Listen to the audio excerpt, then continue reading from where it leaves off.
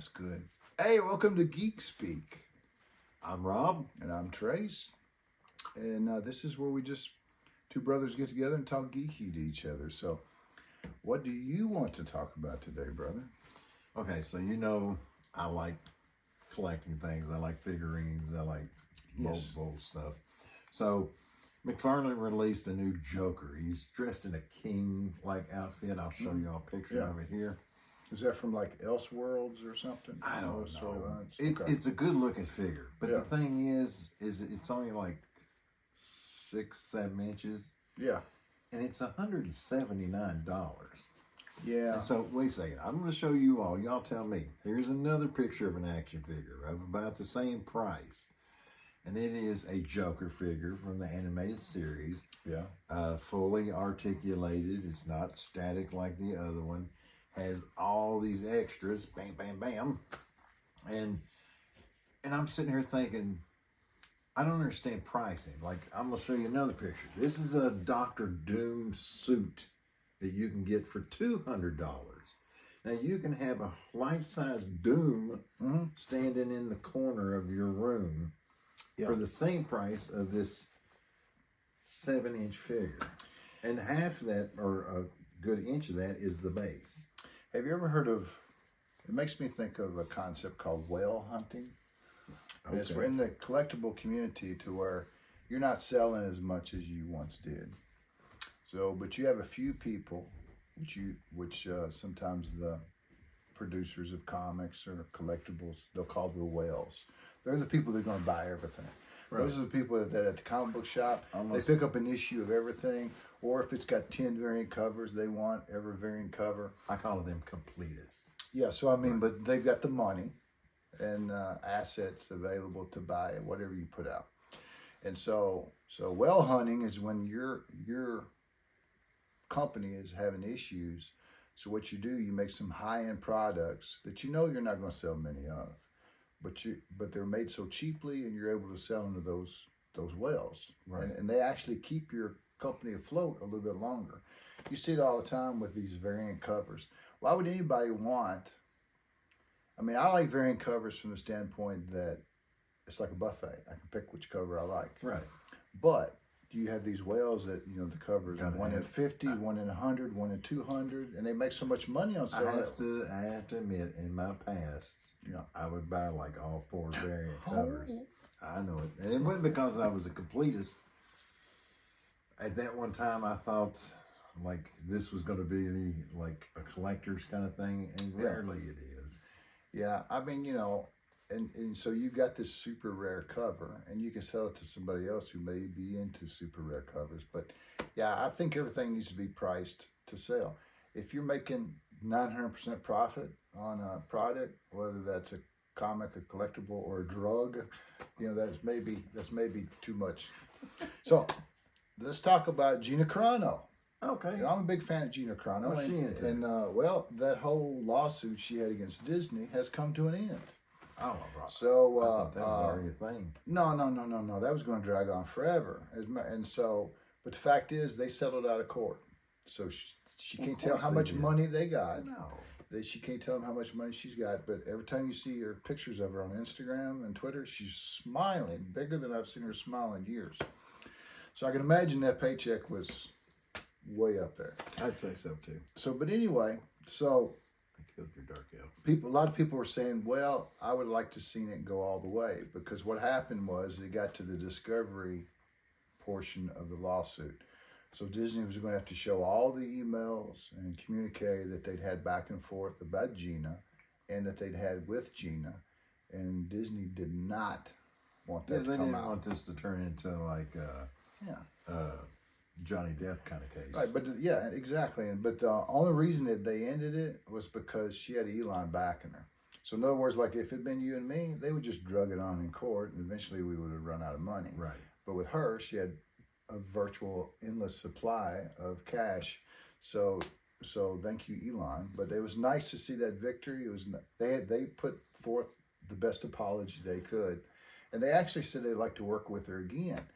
Now, I don't think that'd be a good idea for her, because they didn't treat her wrong, and chances are if she went back to work for them again, they would be passive aggressive. They would purposely sabotage whatever. Or set her up to fail. Yeah, they would do poor writing. They're not going to do anything to progress. Right. They would take a loss to cause her more harm. But anyway, Gina, awesome. That's great. So what else you want to talk about, brother? Well, Benz, we're talking about laws and rules and regulations. Did you hear about the Bill 20 that passed in Texas? The Senate, from the Senate. Outlawing anime? Well, it's not outlawing anime per se, but it's targeted toward anime, and it's targeting towards the depiction of assault or damage towards younger characters in it. Yes. So, because they don't want that to be a thing that people become numb to. And so they've passed this, but they've left the law so vague, like the wording of it, it's scaring the anime community. Yeah. They feel like this is a test area for the rest of the country, and that how this plays out is going to determine on whether sales continue, artists continues. I mean, there's even been words that, like, if you have an anime in your belonging already that they deem unnecessary, and you're found watching it, you can spend a year in jail. Yeah, I think that's a little bit of an overstep. But what started it was a lot of this anime, and for those that don't know, and everybody pretty much watching this channel does, that's Japanese animation. They draw these characters that look like children. Right. So even though they're adults, they're drawn to look like children. So when you put something that looks like a child in a violent or sexual situation, that's where they're having issues with it. Well, if they had drawn them like adults, I don't think it would be a problem. Well, that's the thing.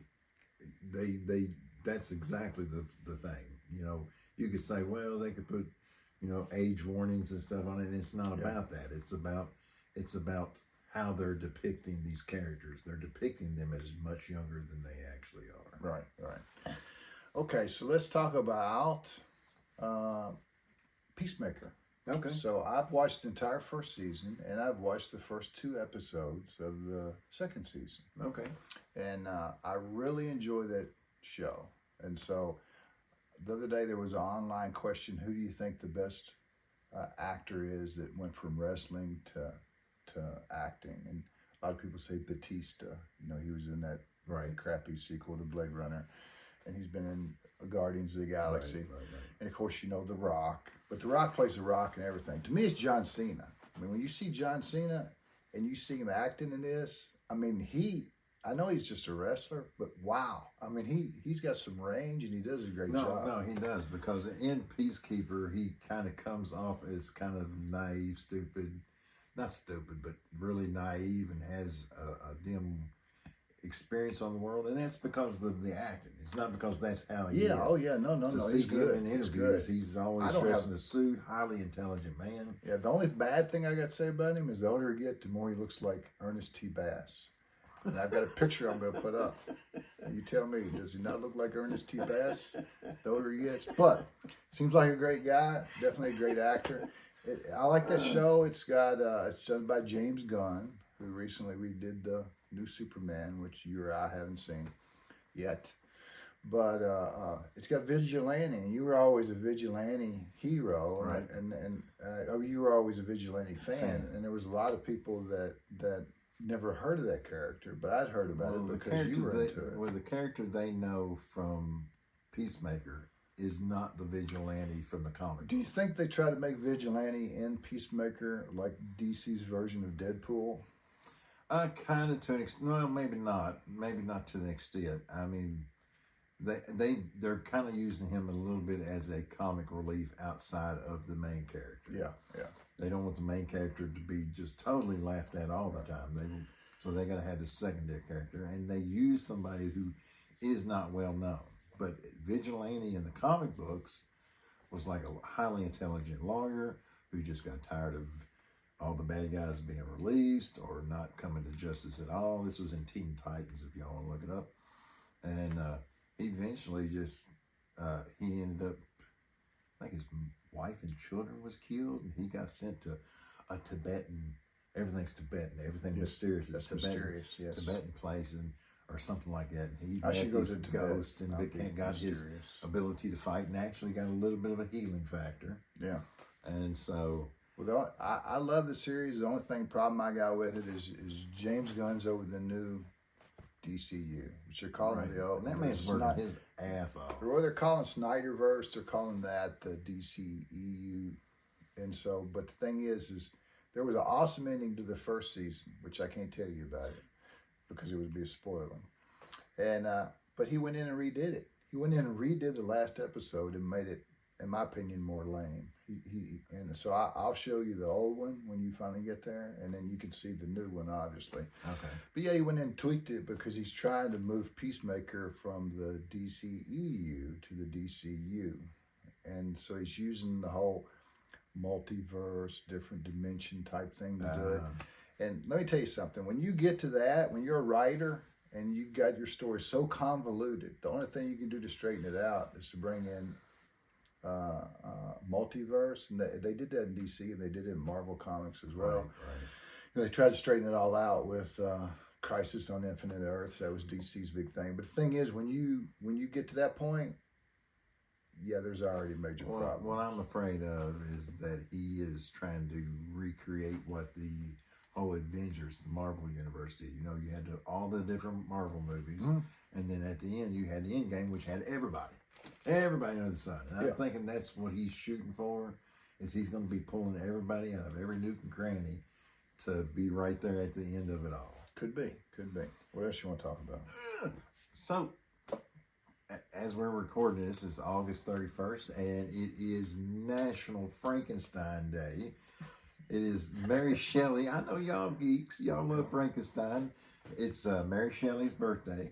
She was born back in, I had to write this down. A long time ago. 1797. Oh, she started writing. She's older than me. Yeah, she started writing Frankenstein when she was 18. Wow. Yeah. She's good. So, I mean, countless movies. Frankenstein Day. Yeah. There's a lot of people that are into Universal monsters. I Right. love those monsters. Oh, plus tomorrow.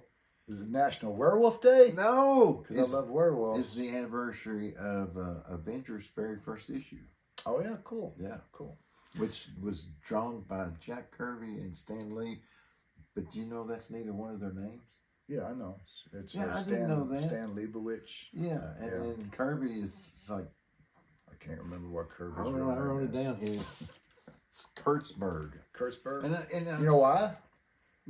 Well, there was anti-Jew sentiment, and they were trying to hide the fact they were Jews. Yeah, and when you look it up, they don't say that. They sit there and say, that's the truth. It's their writing names, what they wrote they under. didn't want people not buying their comics. And that's freaking sad. Yeah, that's pretty bad. I agree. So, saw Fantastic Four. We had a Fantastic Four video, and I did speculation on it. The movie was very good. In fact, I give it a 9, and I'll actually own it. Oh. And so they did a great job. Even though it's got Pedro Pascal. No, it wasn't perfect, but no, he's a good actor, but he just wasn't the right actor to play Reed Richards. But the thing is, it was good. It's heartfelt. It's family oriented. It was a feel good movie. It was in its own little standalone universe, which I liked. They didn't try to tie it into everything else, so you could not know anything about Marvel and still enjoy it. And but it's going to lose money. Everybody's headed up to here with. I don't know. I mean, I've had several friends already come and tell me how great it was. Yeah. And I keep telling them I haven't seen it. Don't give me any spoilers. Yeah. And one of them, which I really like talking to, his name's Travis from work. Hey, Travis. He's like best Marvel movie yet. I wouldn't go that far. No, it was good. Go that far. Well, I'm glad. I've never heard anybody poo-poo on it yet. No, and it was good. Everybody that went and seen it liked it. Critics liked it, but it didn't make money just because people don't have Marvel fatigue. People have superhero fatigue. We're ready to move on. You know, there's a reason people stop watching westerns like our parents did. You know, and so people are ready to move on. They're tired of guys in tights and capes, and so. Maybe we'll go back to werewolves. Maybe that'd be awesome. That'd be good. So, you got anything else? No. Okay. So you have to ask yourself, who would subscribe to a channel like Two Old Geeks Talking? So I want to talk about one of our subscribers. The other day we got a personal email from one of our subscribers, Andrew Christensen. Okay, yeah. I read it to you, and I won't go into the details because it was personal. But basically, long story short, he was saying he was holding his son, and while he was getting ready to go to sleep, and he was listening to our channel. And he looked forward to sharing things with his son. You know, some of his likes when he got older, some of the movies and comics and geeky stuff that he's into. And it was a really nice email. And it's nice to have a channel where you can reach out to somebody that you never met in another state, you know, and make that connection. So that's good. And but he said, you need to Google my name. And he said it was special that my son was born on national. You talked about today was Mary Shelley's Frankenstein anniversary. Right. His son was born on National Boneless Chicken Wing Day. He said that was significant. And so I'm going to play you a little clip, and that will let you know what type of person subscribes to this channel. So play clip now. This hour, yes, this is true. A man on a mission to rename boneless chicken wings. His passionate plea came during a city council meeting in Lincoln, Nebraska. His name is Andrew Christensen. And if you haven't heard him yet, well, he presents a pretty strong case. I go into nice family restaurants and I see people throwing this name around and pretending as though everything is just fine. I'm talking about boneless chicken wings. I propose that we as a city remove the... Excuse me, I'm trying to... Yeah. Excuse me. Sure. Come on. I propose that we as a city remove the name boneless wings from our menus and from our hearts. Here's our reasons why. Number one, nothing about boneless chicken wings actually come from the wing of a chicken. We would be disgusted if a butcher was mislabeling their cuts of meats, but then we go around and pretending as though the breast of the chicken is its wing. Number two, boneless chicken wings are just chicken tenders, which are already boneless. I don't go to order boneless tacos. I don't go and order boneless club sandwiches. I don't ask for boneless auto repair. It's just what's expected. And then number three, we need to raise our children better. Our children are raised being afraid of having bones attached to their meat. That's where meat comes from. It grows on bones. We need to teach them that the wing of a chicken is from a chicken, and it's delicious. I propose that we rename boneless wings in the city of Lincoln. We can call them buffalo-style chicken tenders. We can call them wet tenders. We can call them saucy nugs or trash. We can take these steps and show the country that where we stand, and that we understand that we've been living a lie for far too long, and we know it because we feel it in our bones. Oh, we feel it in our bones, all right. I kind of like saucy nugs. Now, before you go, wondering whether the Lincoln City Council took up the motion, well, here was the reaction immediately after that rant. I would like to just comment here. For the record, that's my son. Okay, all right, we're back. All right, so anyway, that's the type of person. But anyway, that's pretty funny, Andrew. And so if you don't have nothing else, we'll close it out with our comic book recommendation. All right. So Marvel's Infinity Gauntlet. So a lot of people think that the best Marvel movies, and I can't really argue with them, ended with the end game. Okay. But that whole Thanos storyline, and it all come from these 6 issues. And if you get a chance to pick them up, it's a lot different than the movie. And really the movie did a better job than the comic. Oh. As far as making it more grounded and more realistic and connecting all the superheroes together. And but it's nice to read this because it kind of gives you an idea of what they used as a storyboard or what they used as a framework for those movies. So, they're sought after and they're worth a little bit, but it just talks about Thanos getting all Affinity Stones and doing the snap and the impact on the Marvel Universe and everything. So Is there anything in the comic books that they left out of the movies you wish they put in there? Because I see, is that Lady Death? yeah, Lady Death. No, I mean, she plays a huge role inside the comic, and it would have been out of place, I think, in the movies. Okay. I think it would have been too far of a reach, because you got to realize when they make these movies, they're doing them for the wider audience. And so they're just not making them for the hardcore comic book fans or geeks like you and me that have huge imaginations. So I think it would have been a little bit too much. But yeah, pick those up if you get a chance. That's my comic book recommendation. So, you done?